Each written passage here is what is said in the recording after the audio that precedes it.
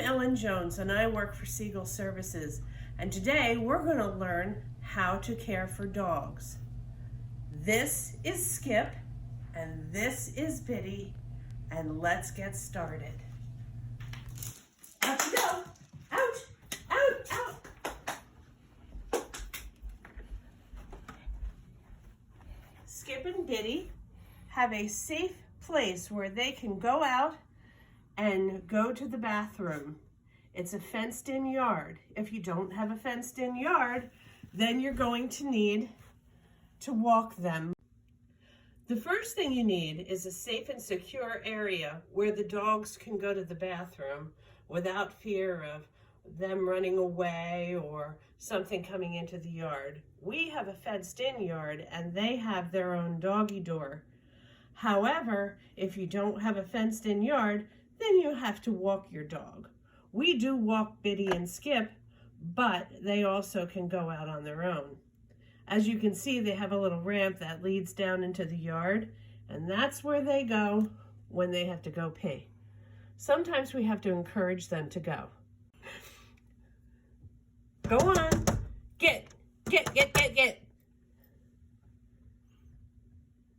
Biddy, go. Biddy, go.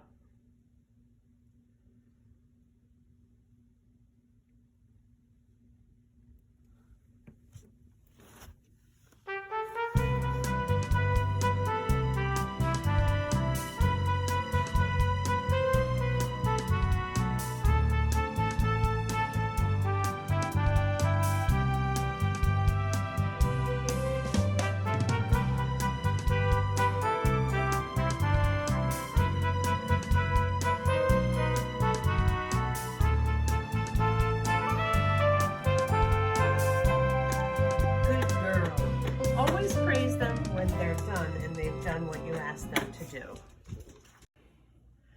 Now that the dogs have come in and they've accomplished going potty, now we give them a snack, because anytime you ask something of a dog and it does what you ask, you should always reward it.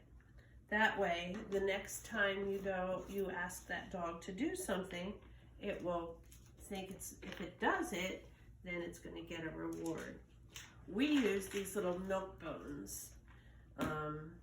We try and give them just dog food because giving them people food isn't good for them. And these guys seem to know how to count.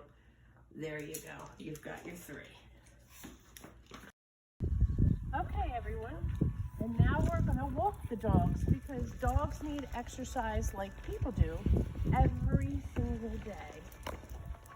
So this is what we do. We make sure they're wearing a good harness or a collar.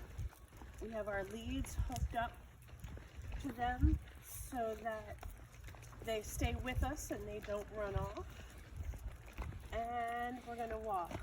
We have our little bags in case one of them poops along the way. You always have to clean up after them. And we're walking.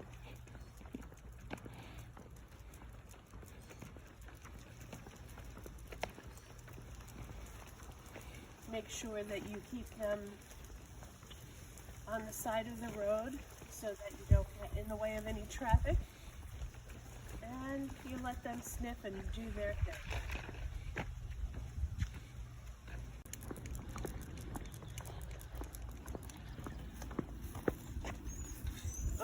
Give me your bag. Never mind, I use this one. Okay, it's always a good idea to pick up your dog poop. No one wants your dog poop in their yard.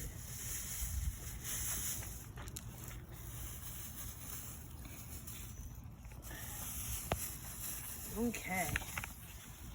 Very good. Okay, so now we're going to feed the dogs. We're going to feed Skip and Biddy.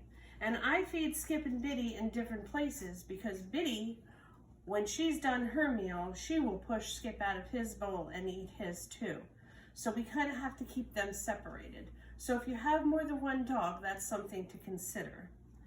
Now, I feed them dry and I feed them some wet on top of that, because the wet has some meat in it and the dry has the grains in it, so that you're giving proper nutrition to your dog.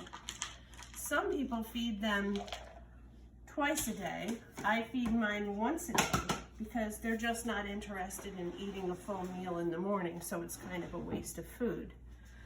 Now, depending on the size of your dog, depends on how much food you feed them.